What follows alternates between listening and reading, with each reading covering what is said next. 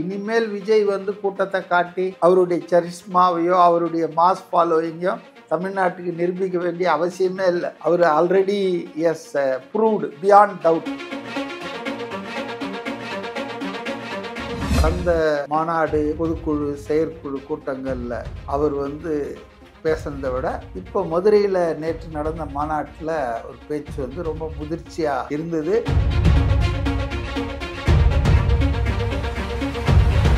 விஜய் பேச்சு வந்து ரொம்ப அவுட் அண்ட் அவுட் பொலிட்டிக்கலாக தாங்க இருந்தது. அதாவது தெளிவாக சொல்லிட்டாரு, கூட்டணி இருக்குமா இருக்காதா உண்டு, சஸ்பென்ஸ்ல வச்சிருக்கேன், இப்பவே தெரிஞ்சுக்க வேணாம். கூட்டணியை நம்பி இல்லை, ஆனா சிங்கம் தனியாகவும் வேட்டையாட போவோம், கூட்டமாகவும் போவோம்.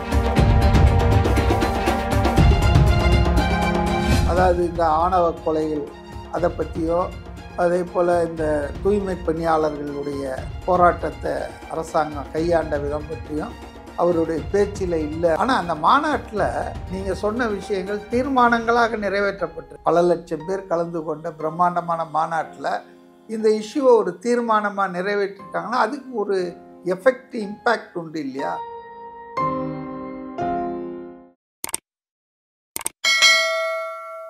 வணக்கம் சார். வணக்கம். நேற்று விஜய் அவர்களுடைய 2வது மாநில மாநாடு மதுரையில் நடந்தது. தமிழக வெற்றி கழகம் சார்பாக அவருடைய பேச்சு கிட்டத்தட்ட ஒரு 32 நிமிடங்கள் பேசியிருக்கிறாரு. முந்தைய பேச்சை விட இந்த பேச்சு நிறைய அரசியல் இருந்துச்சு. இந்த பேச்சில் விஜய் வந்து இந்த பேச்சுக்கு இப்போ வந்து நல்லா தேறிட்டாரு, அரசியலாக நிறைய பேசுகிறாரு அப்படின்னு சொல்லப்படுது. ஆனாலும் வந்து டைரெக்டாக சில இஷ்யூஸை வந்து அவர் அட்ரஸ் பண்ணலை. இப்போது கவின்குமாரோட படுகொலையாக இருக்கட்டும், இப்போ தூய்மை பணியாளர்களோட போராட்டம், இதெல்லாம் வந்து அவர் அட்ரஸ் பண்ணியிருக்கலாம்னு சொல்கிறாங்க. ஸோ அவருடைய பேச்சை நீங்கள் எப்படி பார்க்குறீங்க? நீங்கள் சொன்னது மாதிரி தான். அதாவது கடந்த மாநாடு, பொதுக்குழு, செயற்குழு கூட்டங்களில் அவர் வந்து பேசுனதை விட இப்போ மதுரையில் நேற்று நடந்த மாநாட்டில் ஒரு பேச்சு வந்து ரொம்ப முதிர்ச்சியாக இருந்தது. அனுபவத்தை வந்து அவர் வந்து அரசியலில் பெற்றுக்கொண்டிருக்கிறார், விரைவாக அவர் இம்ப்ரூவ் பண்ணிகிட்ருக்கிறாரு அப்படின்றத உணர முடிஞ்சது.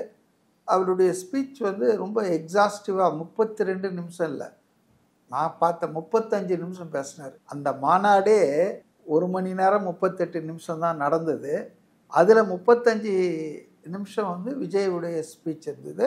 It was excellent speech. அதாவது பார்த்திங்கன்னா, சாதாரணமாகவே ஒரு எதிர்கட்சி தலைவர், அவர் அப்படி கூட சொல்ல முடியாது, எதிர்கட்சி தலைவர் நான் தான், எடப்பாடி வந்துடுவார்.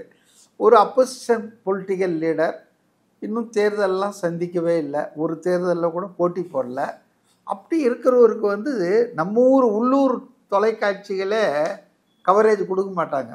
ஆனால் நான் பார்க்குற 2 நாளாக, மாநாடு 21 தான், ஆனால் 20ஆம் தேதியிலேருந்தே எல்லா தொலைக்காட்சி சேனல்களும் அங்கே போய் முகாம் போட்டு லைவ் கொடுக்க ஆரம்பிச்சிட்டாங்க. வந்துட்டுருக்காங்க, போயிட்டுருக்காங்க, உட்காந்துட்ருக்காங்கன்னு. இது பரவாயில்ல. நேற்று வட இந்திய சேனல்கள், இங்கிலீஷ் சேனல்லாம் பார்த்தேன், ரொம்ப பயங்கரமாக முக்கியத்துவம் கொடுத்து இந்த மெகா ரேலின்றாங்க. அவங்க மகாநாடுன்னு சொல்ல தெரியல, விஜய்ஸ் மெகா ரேலின்றாங்க. ஒருத்தர் சொல்கிறார், whether you will be a king or king maker. அந்த ஸ்டேஜுக்கு அவங்க இந்தியாவில் பார்க்க ஆரம்பிச்சிட்டாங்க.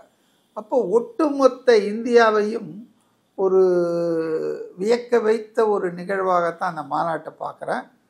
இல்லை, நீங்கள் சொன்ன மாதிரி சில விஷயங்கள் சொன்னீங்க இல்லையா, அதாவது இந்த ஆணவ கொலைகள் அதை பற்றியோ, அதே போல் இந்த தூய்மை பணியாளர்களுடைய போராட்டத்தை அரசாங்கம் கையாண்ட விதம் பற்றியும் அவருடைய பேச்சில் இல்லை அப்படின்னு. ஒருவர் பேச்சில் எதுக்கு முக்கியத்துவம் கொடுக்கணும், எதை பேசணும் அப்படின்றது அவருடைய தனிப்பட்ட உரிமை. ஆனால் அந்த மாநாட்டில் நீங்கள் சொன்ன விஷயங்கள் தீர்மானங்களாக நிறைவேற்றப்பட்டிருக்கு. இன்றைக்கி வந்திருக்கு எல்லா பேப்பர்லேயும். குறிப்பாக ஆணவ கொலைகளுக்கு எதிரான சிறப்பு சட்டத்தை தமிழ்நாடு அரசு ஏற்படுத்த வேண்டும் அப்படின்னு கேட்டிருக்காங்க. 6 தீர்மானங்களில் ஒரு தீர்மானத்தில் கேட்டிருக்காங்க. அது ஒரு பெரிய விஷயம் தானுங்களா. ஒரு மாநில மாநாடு, ஏறத்தாழ ஒரு பல லட்சம் பேர் கலந்து கொண்ட பிரம்மாண்டமான மாநாட்டில் இந்த இஷ்யூவை ஒரு தீர்மானமாக நிறைவேற்றிருக்காங்கன்னா அதுக்கு ஒரு எஃபெக்ட், இம்பேக்ட் உண்டு இல்லையா? ஸோ அதனால் அது போதும்னு நான் நினைக்கிறேன். அவர் பேசியிருந்தால் இன்னும் கூடுதல் கவனம் பெறும்ன்றதுல எனக்கு ஒன்றும் மாற்று கருத்து இல்லை. ஆனால் அவருடைய ஸ்பீச்சில் 35 நிமிஷத்தில் எவ்வளோ தான் பேக் பண்ணுவார் அவர். நடுவே அவர் அவங்க கட்சி தொண்டர்களுக்கு பல செய்திகளை சொல்லணும், அவர் மனசில் இருக்கிறத கடத்தி விடணும். அப்போ அதனால் வந்து லிமிட்டேஷன் ஆஃப் டைம் தான். ரெண்டாவது இப்போ தான் நான் கேள்விப்பட்டேன், காவல்துறையே வந்து அவங்களுக்கு கொஞ்சம் சொல்லியிருக்காங்க, ப்ரெஷர் கொடுக்கல, தப்பாக சொல்லக்கூடாது. ரொம்ப கூட்டம் அலை மோதுது, கட்டுக்கடங்காத கூட்டம் மதுரையிலேயே இன்னும் உள்ளே வர்றதுக்கு காத்துட்ருக்கு. நீங்கள் கூட்டத்தை 3 மணி 4 மணிலாம் டிலே பண்ணாமல் வெயிலை பார்த்து கொஞ்சம் சீக்கிரமாகவே ஆரம்பிச்சிருங்கன்னு அட்வைஸ் பண்ணதாகவும் காவல்துறை அவங்க அட்வைஸ் தான் பண்ணியிருக்காங்க. அந்த முடிவை வந்து புஷி ஆனந்த் வந்து ஏற்று 3 மணிக்குன்னு அறிவித்து அதே போல் ஆரம்பிச்சிட்டாங்க. ஸோ இந்த மாநாடு வந்து நேற்று இந்த வெதர் இருக்கு பாருங்கள், மழை வந்துடுமான்னு கொஞ்ச நாள் சொல்லிட்டு இருந்தாங்க. நேற்று கடுமையாக 100 டிகிரி மண்டையை புழக்கிற வெயில். இவ்வளோ பார்த்து பார்த்து செய்கிற விஜய் வந்து tap water, RO water, mobile toilets, பெண்களுக்கு ஒதுங்குற தனி இடம், இவ்வளோ பெரிய ஆம்புலன்ஸுகள் 20-25 மெடிக்கல் டீம், இவ்வளோ எலாபரேட் பண்ணவர் ஏன் ஒரு பந்தல் மாதிரி போட்டிருந்தா இந்த பிரச்சனை வந்திருக்காதுன்னு. அதுக்கு என்ன சொல்கிறாங்கன்னா, அதுக்கப்புறம் எனக்கு அதுவும் ஒரு சரியானது தான். பந்தல் கிந்தல் போட்டு ஏதாவது விழுந்ததுன்னு வச்சு, இப்போ கொடிக்கம்பம் விழுந்து ஒரு இனோவா காரே இதாகிடுச்சு. நல்ல வேளை உயிர் சேதம் ஏற்படல. அந்த காருக்கு உடனே புதுசாக கார் வாங்கி தரேன்ற மாதிரி சொல்லிட்டாங்க தாவேக்கால. ஆனால் இது உயிர் சேதம் ஆயிருந்ததுன்னா நீங்கள் பாருங்கள், பந்தல் அப்படி. ஏன்னா இந்த க்ரௌடு வந்து சர்ஜிங், போலீஸ் எந்த அளவுக்கு பிரச்சனையாயிடுச்சுன்னா, நான் பார்த்த வரைக்கும் அந்த நேரடியில், அதாவது வந்து இந்த பவுன்சருங்க தான் முன்னால் நின்றுட்டு இருந்தாங்க ஸ்டேஜுக்கும் ஜனங்களுக்கு நடுவில், மதில் சுவர் மாதிரி. ஆனால் அவங்களையே தள்ளுற அளவுக்கு க்ரௌட்ஸ் வந்து ஏறிட்டே இருக்குது.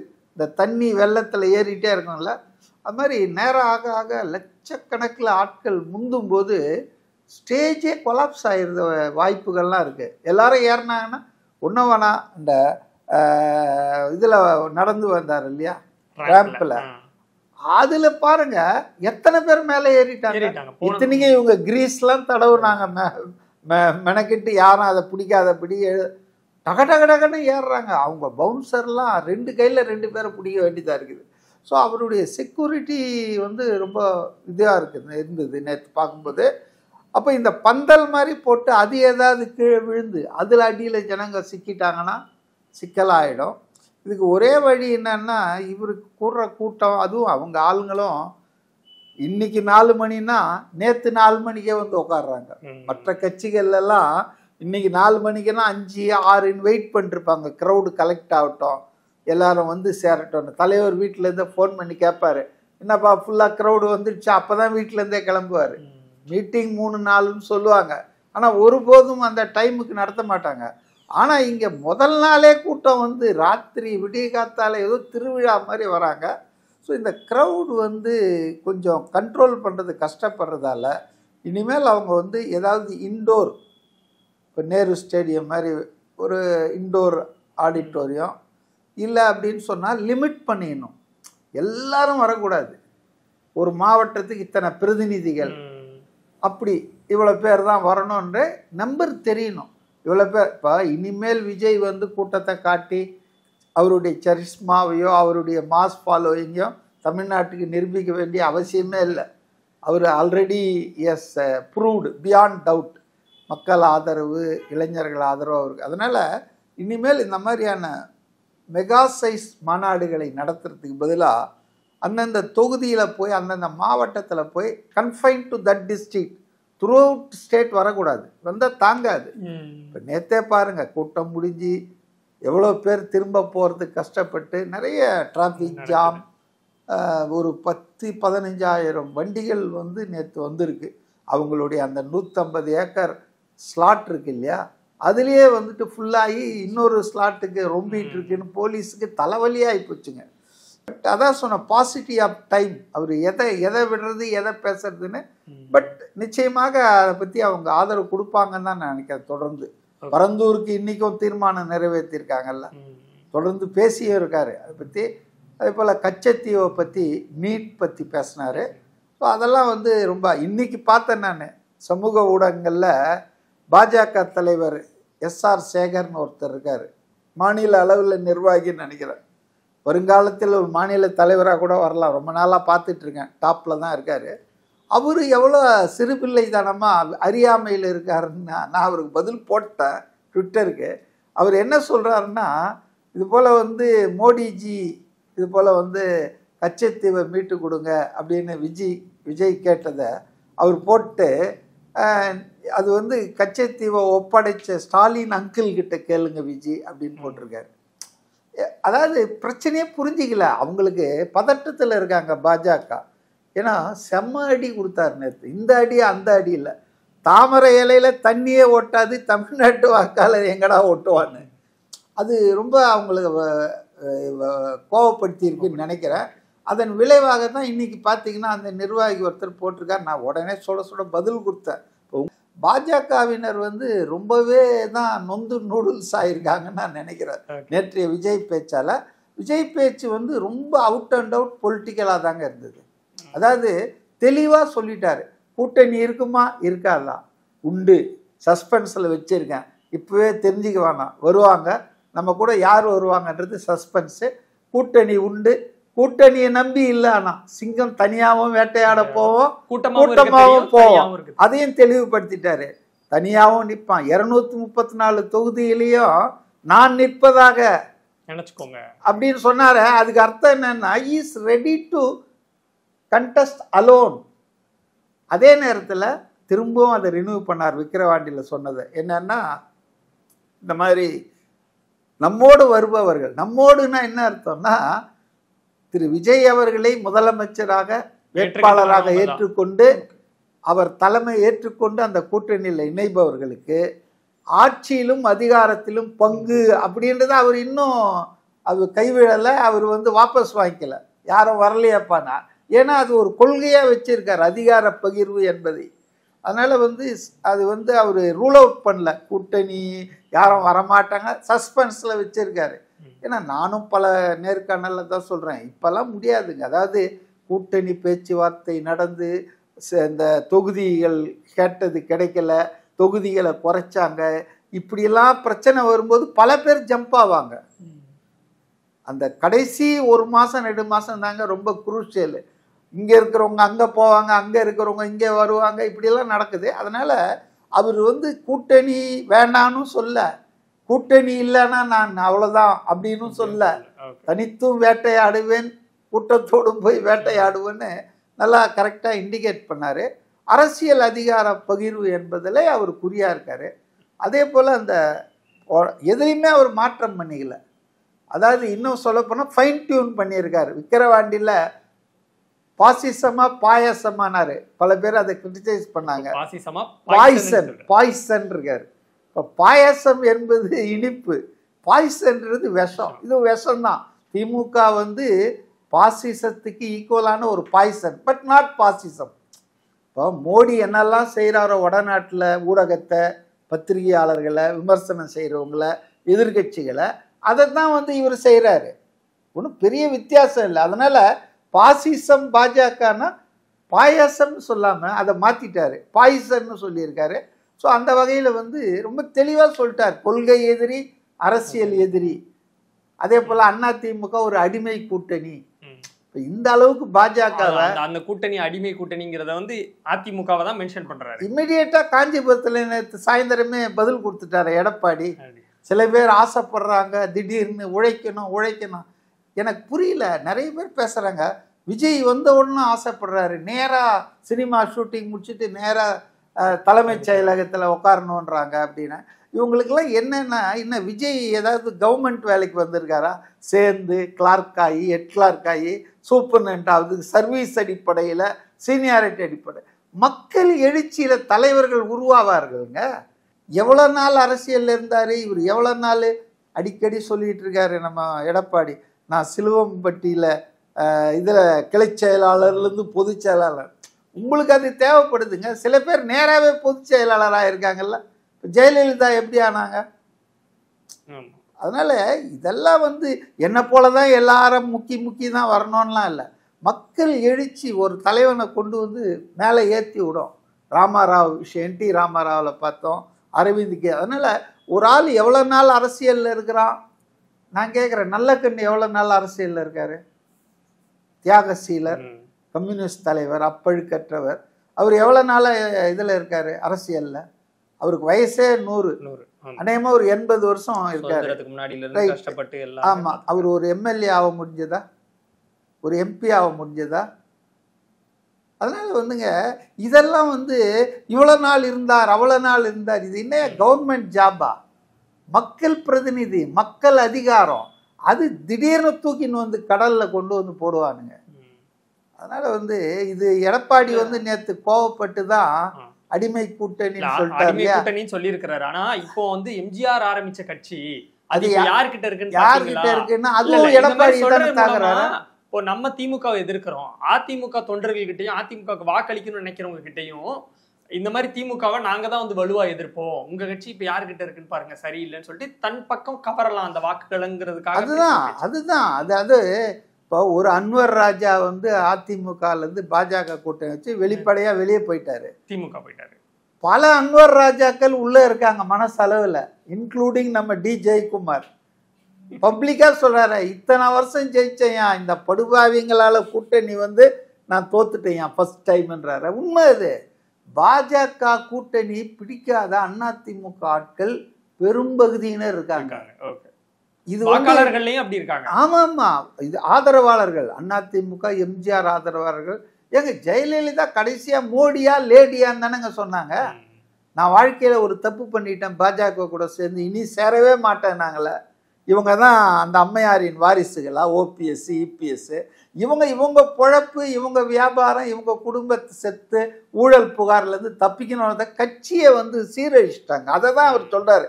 எம்ஜிஆர் மாதிரி ஒரு பெரிய ஆளுமை உண்டாக்கிய கட்சி, அதில் ஒரு விஷயத்தை அவர் ரொம்ப நாசூக்காக சொன்னார்.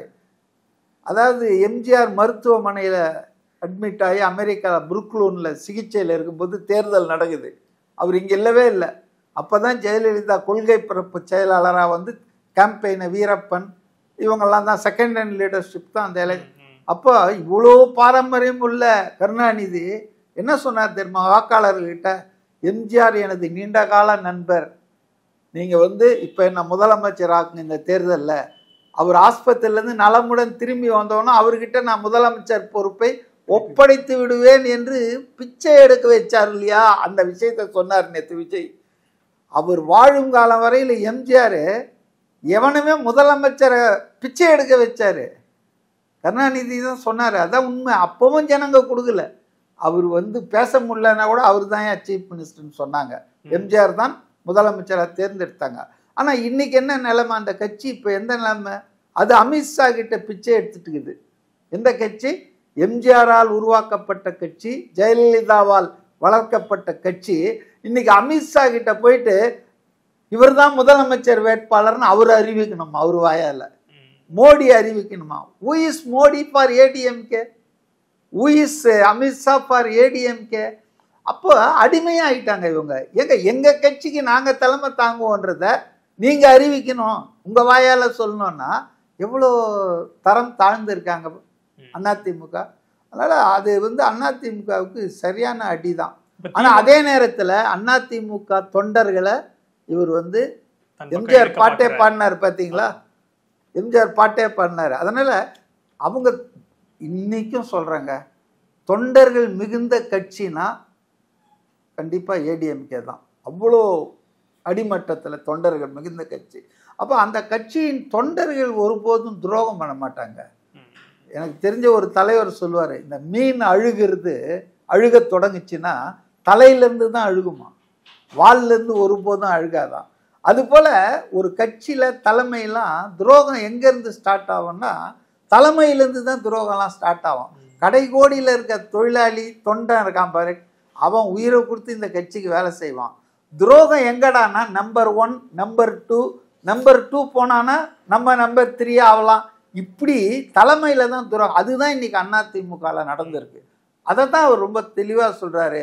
அடிமை கூட்டம் ஆயிடுச்சு, அந்த அடிமை கூட்டணியை பார்த்துங்க. அப்படின்னா நான் தான் திமுகவை எதிர்க்கிறாள், நான் தான் திமுக உறுதியாக எதிர்ப்பேன். அதுக்கு அவர் தெளிவாக சொல்றாரு, பாஜக கிட்ட இவங்க நேரடி அடிமை ஆயிட்டாங்க, ஆனா இவங்க மறைமுகமா கூட்டணி வைக்கிறாங்க. கள்ள உறவு வந்து பயங்கரமா அட்டாக் பண்ணாரு. பயங்கரமா இல்லைங்க, கரெக்டா பேசினார். பயங்கரமான இல்ல அங்கிள்னு சொல்றதா இருக்கட்டும், what uncle it's very wrong, what ப்ரோனாரு இப்ப அங்கிள் உங்க ஆட்சியில எதுவுமே சரியில்லைன்னு சொல்றதா இருக்கட்டும். இல்ல எதுவுமே சரியில்லைன்னு யாரும் சொல்ல மாட்டாங்க. சட்டம் ஒழுங்கு சரியில்லை, பெண்கள் பாதுகாப்பு சரியில்லை, கனிம வள கொள்ளை தடையில்லாமல் நடந்துட்டு இருக்கு, அதை தட்டி கேட்கறவனை கொலை பண்றாங்க. இதான் நடக்குது தமிழ்நாட்டில். ஆணவ கொலைகள் நடக்குது. பெரியார் மண்ணுன்றாங்க, திராவிட சித்தாந்தன்றாங்க. என்ன திமுகவும் தானேங்க மாற்றி ஆட்சி பண்ணிக்கிறாங்க 55 வருஷம். அப்புறம் ஏங்க இன்னும் கவின் கொலை நடக்குது, சாதிய வன்மம் இருக்குது, கயிறு கட்டிட்டு இருக்கான் ஜாதி அடிப்படையில். அதனால் இவங்க ஃபெயிலியருங்க. இவங்க அதாவது நான் ஒன்றுமே நடக்கலைன்னு சொல்ல, ஆனால் இவங்க என்ன நோக்கத்துக்காக கொண்டு வந்தாங்க? நேற்று விஜய் பேசுறது வந்து ரொம்ப அர்த்தமுள்ள பேச்சுங்க. ஓகே சார், இப்போ போன மாநாட்டை விட இந்த மாநாட்டில் நிறைய பொலிட்டிக்கலாகவும் ரொம்ப ஸ்ட்ராங்காகவும் பேசியிருக்காரு. அது மட்டும் இல்லை, நீங்கள் பார்த்தீங்கன்னா ஃபஸ்ட்டு கியரில் விக்கிரவாண்டியிலேருந்து இப்போ செகண்ட் கியருக்கு வந்துட்டார். அநேகமாக அவர் தேர்தல் பிரச்சாரத்துக்கு போகும்போது தேர்ட் கியரில் போவோம், எலெக்ஷனில் 4th கியரை தூக்கிடுவார்னு நினைக்கிறேன். என்ன செகண்ட் கியர்னா, பேர் சொல்லி 2ஆம் கட்ட தலைவர்கள் வந்து அமைச்சர்கள் பேர் மூர்த்தி, மதுரை மூர்த்தி, அப்புறம் வந்துட்டு நம்ம சேகர் பாபு, துரைமுருகன், பொன்முடி, சீனியர்ன்றீங்களா, அனுபவம்ன்றீங்களா, பொன்முடி மாதிரி அனுபவமா, இப்படியானார், சைவமா வைணவமான்னு பேசி உட்காந்துட்டு இருக்காரு பதவி. அதனால துரைமுருகன் அவர் ஒரு சீனியர், அவர் என்னெல்லாம் பேசுறாரு. அதனால வந்து ஊழல், சேகர் பாபு என்ன அளவுக்கு பேருக்கு தான் பிரியா மேயராக இருக்காங்க சென்னையில், அவருக்கும் இந்த உள்ளாட்சித்துறைக்கு என்ன சம்பந்தம் இருக்கு? அதை நிர்வகிக்க வேண்டியது KN நேருக்கு ஒரு ரோலும் இல்லாமல் பண்ணிட்டாரு. அதனால் நிர்வாக சீர்கேடு இருக்கு. ஒன்றும் வேணாம், இப்போ டிஜிபி இப்போ ரிட்டையர் ஆக போகிறாரு சங்கர் ஜிவால், அவருக்கு பதிலாக யாரை போடணுன்றதுக்கு 6 மாதத்துக்கு முன்னாலே லிஸ்ட் அனுப்பணும். அது கூட இன்னைக்கு பண்ணாமல் அதிகாரிகள் உட்காந்துக்கிட்டு காய் நவுத்திட்டு இருக்காங்க, நம்மளுக்கு வேண்டிய ஆளை போட்டுக்கலான்னு சொல்லிட்டு. ஸோ நிர்வாகம் சீரழிஞ்சு இருக்குங்க, சட்டம் ஒழுங்கு சந்தி சிரிக்குது, காவல் நிலைய கொலைகள் மரணங்கள் என்பது தொடர்கதையாயிடுச்சு, பாலியல் வன்மம், ஜாதிய வன்மம் தலைவிரிச்சாடுது. தமிழ்நாடு கடனில் மூழ்கிட்டு இருக்கு. இப்போ 8 லட்சமோ 9 லட்சமோ கடன். எதுக்காக இவ்வளோ கடன் வாங்குறாங்க? டாஸ்மாக்லேயே 30,000 40,000 கோடி வருமானம் வருதுன்றீங்க. அதனால் வந்துங்க இது வந்து சரியான முறையில் ஆட்சி, அதுக்காக ஒன்றுமே இல்லைன்னு நான் சொல்ல மாட்டேன். இப்போ சில நல்ல விஷயங்கள் நடக்குது. இப்போ இந்த பெண்களுக்கு வந்துட்டு பணம் கொடுத்ததாக இருக்கட்டும், அல்லது பஸ் பயணம் இலவச பயணமாக இருக்கட்டும், இதெல்லாம் நல்ல விஷயங்கள் தான். காலை சீட்டுண்டி கொடுக்குறாங்க அதெல்லாம். ஆனால் இதை விட பெரிய பெரிய பகாசூர கொள்ளை அடிச்சிடுறீங்களே, தமிழ்நாட்டையே கனிம வளத்தையே சூறையாடுறீங்க. ஊழல் எங்கே போனாலும் 100 கோடி ஊழல். அதுவும் இந்த மூர்த்தி பத்திரப்பதிவில் செய்கிற ஊழல் இருக்கு பாருங்க, MMDA CMDA வாய்ப்பா, இப்போ சேகர் பாபு, இதெல்லாம் வந்து பப்ளிக் நாலேஜில் இருக்க. இவங்க வந்து என்ன பண்ண போகிறாங்க? அதனால் ஊழலற்ற நிர்வாகம் நான் தருவேன்றாரு விஜய். அதுக்கு மாற்றா திமுகவாலையும் அதிமுகவாலையும் பேச முடியுமா? நாங்கள் கொடுத்துருக்குறோம், இவர் என்ன புதுசாக வந்து கொடுக்கறதுக்கு சொல்ல முடியுமா? இல்லை, அதெல்லாம் வந்துங்க விஜய் வந்து நேற்று பேசுறது ஜனங்களை வந்து தொற்றுருக்கு. அங்கே பார்த்தவன் 7-8 லட்சம்னு சொன்னால் நேரடியாக தொலைக்காட்சிகள் மூலம் யூடியூப் மூலம் பல கோடி பேர் பார்த்துருக்காங்க. இன்றைக்கி நேற்று ட்ரெண்டிங்காக இருக்குது அந்த மகாநாடுன்றது. வடநாட்டிலையும் பார்த்தீங்கன்னா எல்லா டிவிலையும் இதை வந்து ஃப்ளாஷ் பண்ணாங்க. ஸோ இது ஒரு முக்கியமான நிகழ்வு தான். 2026 தேர்தலுக்கு முன்னால் செகண்ட் கியரில் இவர் போயிட்டார். இப்போ அடுத்தது தேர்தல் சுற்றுப்பயணம், மக்கள் சந்திப்பு, கண்டிப்பாக தேர்ட் கியரை எடுப்பார். எலெக்ஷன் போது 4th கியரில் போவார். நிச்சயமாக ஆட்சி மாற்றத்தை அவர் ஏற்படுத்துவார். அந்த நம்பிக்கை எனக்கு இருக்கு. ஓகே, நன்றி சார்.